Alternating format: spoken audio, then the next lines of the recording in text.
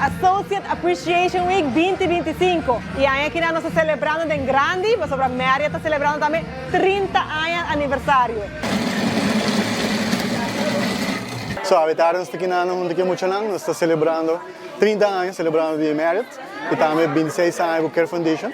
Care Foundation começou em 2019, so a maioria de fundos também de asociadonan mesmo.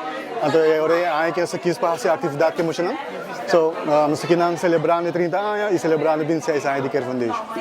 Bom, hoje nós estamos aqui no dia 2 de Associate Appreciation Week. Nós estamos aqui para celebrar com os associados. Nós estamos aqui na Aruba Marriot Club, provando algo novo.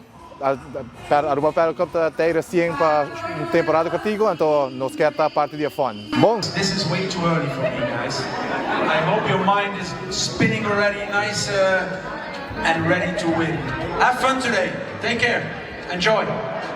Ainda nós estamos de 3 dias de Associate Appreciation Week.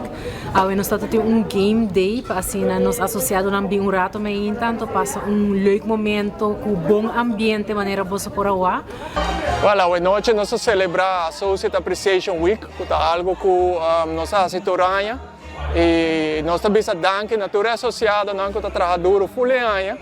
E evento de hoje é particular, porque é para este que está trabalhando night shift.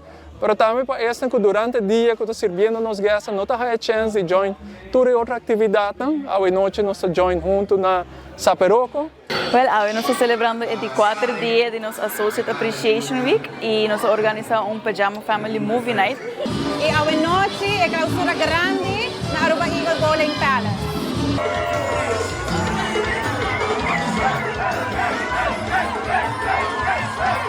Me quero também invitar turistas aqui na Aruba que estão interessados para começar na carreira no setor hoteleiro, de hospitalidade, para visitar nossa página que é careers.marriott.com e explorar todas as opções que nós temos. Nós temos algo para toda gente, para todo talento, para todo interesse. Me quero invitar para explorar isso aqui, aplicar e também por parte de nossa família de Aruba Marriott, para também outro ano celebrar conosco a Associate Appreciation Week.